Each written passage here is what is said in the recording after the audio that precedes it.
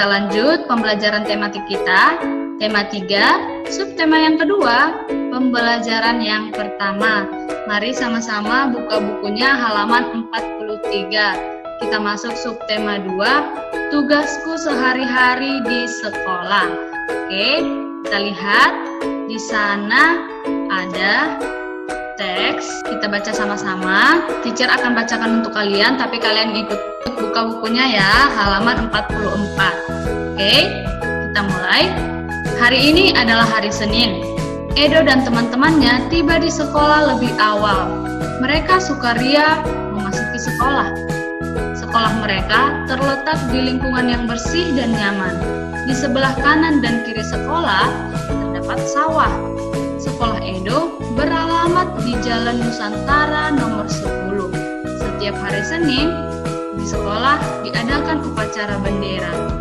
Edo dan teman-temannya mengikuti upacara dengan tertib. Upacara berlangsung dengan tenang. Pembina upacara menyampaikan pengarahan. Pengarahan berisi tentang pesan-pesan mengenal lingkungan sekolah. Jika kita mengenal lingkungan sekolah, kita akan dapat menjaganya. Semua siswa bertugas menjaga dan merawat sekolah.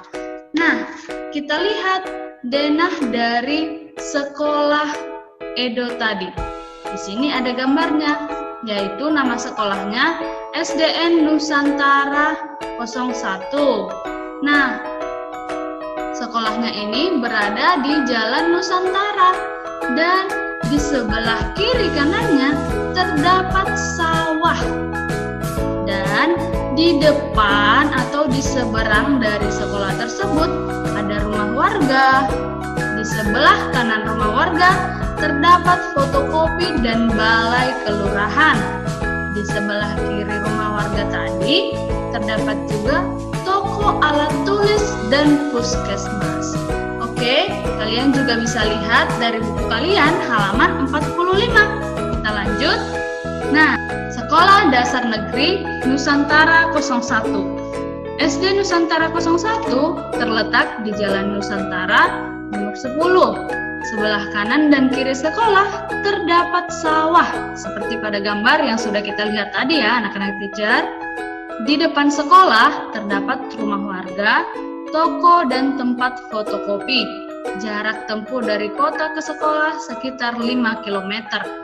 Beberapa siswa berangkat ke sekolah diantar orang tua, dan beberapa siswa berjalan kaki. Ada juga siswa yang berangkat naik angkutan umum. Jalan Nusantara dilalui angkutan umum. Nah, seperti biasa, setelah kita membaca sebuah teks atau bacaan, kita akan lanjut menjawab pertanyaan. Oke, pertanyaannya adalah, nah, yang pertama, SDN Nusantara 01 terletak di jalan titik-titik. Nah, coba lihat lagi bukunya. Tadi katanya SDN Nusantara 01 itu terletak di jalan mana? Yes, good. Jalan Nusantara, teacher, nomor 10. Nah, yang kedua, di samping kanan dan kiri SDN Nusantara 01 terdapat titik-titik. Nah, coba lihat lagi bacaannya atau lihat dari bukunya halaman 45 tadi. Katanya di sebelah kiri kanan sekolah itu ada apa? Yes, good. Ada sawah, teacher. Lalu yang ketiga, di seberang SDN Nusantara 01 terdapat, terdapat apa di seberangnya tadi? Yes, rumah warga, teacher. Nah, jadi katanya di seberang sekolah itu ada rumah warga. Dan pertanyaan yang keempat, tempat yang terletak di antara rumah warga dan puskesmas adalah, coba lihat lagi gambarnya. Lihat dari buku kalian, oke anak-anak teacher, katanya tempat yang terletak di antara rumah warga dan puskesmas. Ada apa? Yes, good. Toko alat tulis, teacher. Nah, pertanyaan yang kelima, tempat yang terletak di antara rumah warga dan balai kelurahan adalah, coba lihat di mana posisi balai kelurahan dan apa nama tempat di sebelahnya, atau yang berada di antara balai kelurahan dan rumah warga? Ayo, yes, good. Fotokopi, teacher, atau tempat fotokopi. Nah, kita lanjutkan nomor yang ke-6. Jarak antara SDN Nusantara 01 dengan kota adalah? Nah, coba lihat bacaannya. Jarak antara SDN Nusantara 01 dengan kota adalah sejauh? Yes, good. 5 km, teacher. Nah, setelah tahu itu, kita lanjut lagi. Yang ke-7. Siswa berangkat ke sekolah dengan titik-titik. Coba baca lagi, perhatikan bacaannya. Katanya ada beberapa siswa berangkat ke sekolah diantar orang tua, dan ada beberapa siswa berjalan kaki, dan ada juga yang berangkat dengan naik angkutan umum. Jadi tadi siswa berangkat ke sekolah dengan titik-titik, yaitu ada yang diantar orang tua, ada yang berjalan kaki, dan naik angkutan umum. Sampai di sini bisa ya anak-anak teacher? Nah, teacher percaya semuanya bisa. Dan kita lanjutkan pada pertanyaan nomor 8, 9, dan 10. Kita lihat, pertanyaan nomor 8 adalah sebutkan tempat antara fotokopi dan puskesmas. Nah, coba lihat lagi gambarnya. Apa nama tempat yang berada di antara fotokopi dan puskesmas tersebut? Nah, ayo lihat lagi. Dan jawabannya adalah toko dan rumah warga. Nah, setelah itu kita lihat lagi apa pertanyaannya. Sebutkan nama tempat antara balai kelurahan dan puskesmas. Nah, balai kelurahan dan puskesmas. Jadi ada 3 nama tempat lagi di antara balai kelurahan dan puskesmas. Coba sebutkan, apa itu sayang? Yes, good. Toko, rumah warga, dan tempat fotokopi. Nah, untuk pertanyaan yang terakhir, kita lihat. Sebutkan nama tempat 2 bangunan sebelah kanan puskesmas. Nah, coba lihat, perhatikan gambarnya kembali ya, dari halaman 45. Jadi, posisi puskesmas itu adalah tempat yang paling kiri. Jadi, yang berada di sebelah kanan puskesmas tersebut adalah, yes, good, toko, alat tulis, dan rumah warga, teacher. Oke, good job. Kita lanjut. Nah, sekarang kita lanjut pada halaman 48. Silahkan buka bukunya. Di sana ada bacaan yang berjudul Uang Saku. Kita baca bersama, kalian boleh mengikuti di rumah.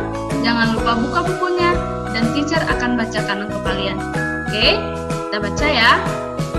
Setiap hari, Siti mendapat uang saku. Uang saku dapat digunakan untuk membeli makanan atau minuman di sekolah. Jika membawa bekal, uang saku Siti ditabung. Setelah kegiatan upacara, Siti merasa kehausan. Siti dan teman-teman membeli minuman di kantin sekolah. Uang saku setiap siswa berbeda-beda. Siti, Dayu, dan Beni memperoleh uang logam dengan pecahan berbeda. Jadi teacher juga percaya anak-anak teacher juga harus belajar menabung. Dan kalian juga gak boleh jadi anak yang boros. Tetap harus bisa menabung dengan menyisihkan sebagian dari uang saku yang kalian miliki jika tidak digunakan, sama seperti yang dilakukan Siti. Yes, good. Coba kita lihat. Siti, Dayu, dan Beni katanya memperoleh uang logam. Uang logamnya berapa sih, teacher? Kita lihat bersama ya, sayang. Let's go. Nah, di sini coba lihat.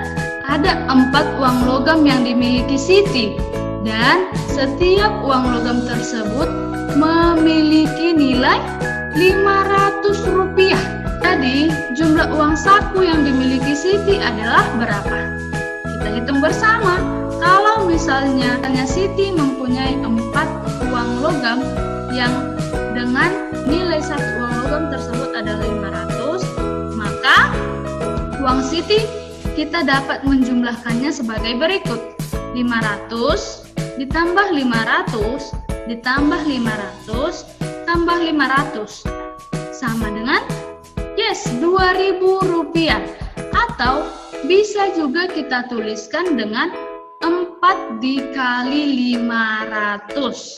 Oke, karena uang logam yang dimiliki Siti itu ada 4 dan nilai satu uang logam tersebut adalah 500. Jadi total uang Siti adalah Rp2.000. Oke, nah bagaimana dengan Dayu, teacher? Kita lihat bersama. Nah, di sini Dayu dan Beni memiliki uang yang berbeda juga. Kita lihat berapa uang yang dimiliki oleh Dayu. Di sana ada 2 uang logam yang bernilai 500 dan ada 5 uang logam yang bernilai 200. Atau jika kita jumlahkan, kita dapat menuliskan sebagai berikut. 2 dikali 500 sama dengan, yes, good, 1000, teacher. Kenapa 2? Karena uang logam yang bernilai 500 yang dimiliki Dayu adalah 2 atau berjumlah 2. Dan kenapa 5 dikali 200, teacher?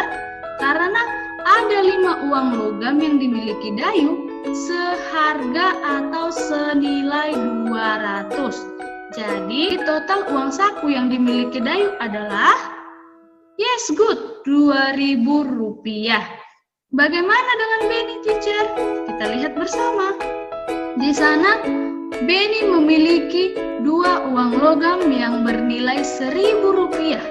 Jadi kalau misalnya ada 2 uang logam yang bernilai Rp1.000, maka jumlahnya sama dengan, kita lihat bersama, 1000 ditambah 1000 sama dengan Rp2.000.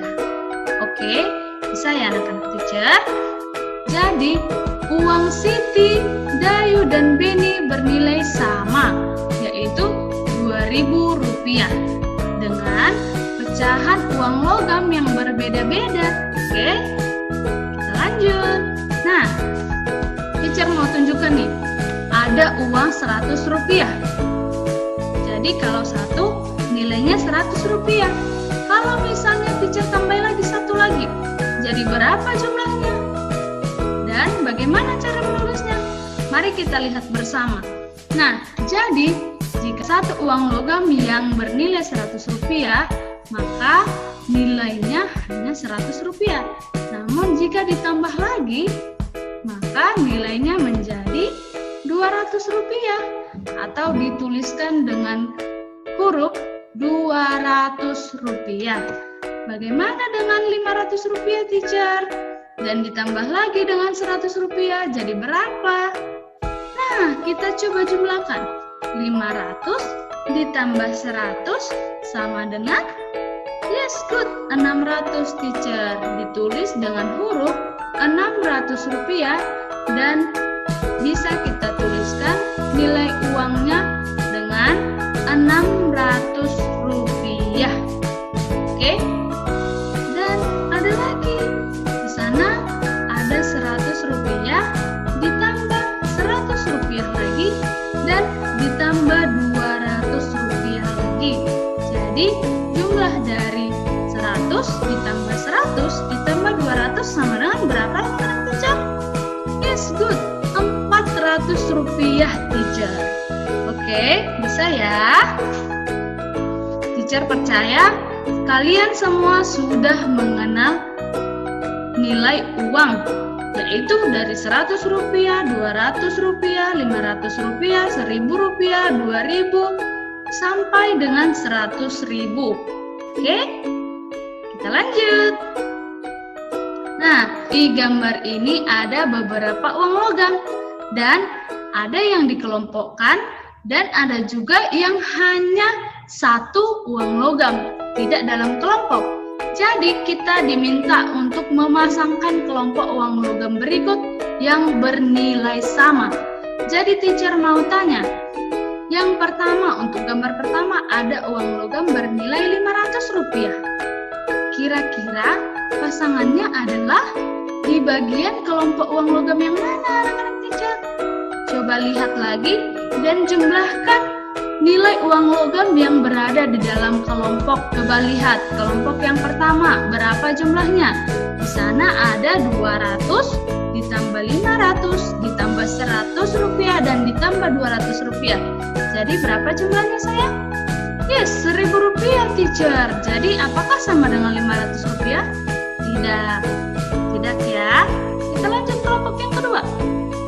Di sana ada 100 rupiah, ditambah 100 rupiah lagi, ditambah lagi dengan 200 rupiah, dan ditambah 500.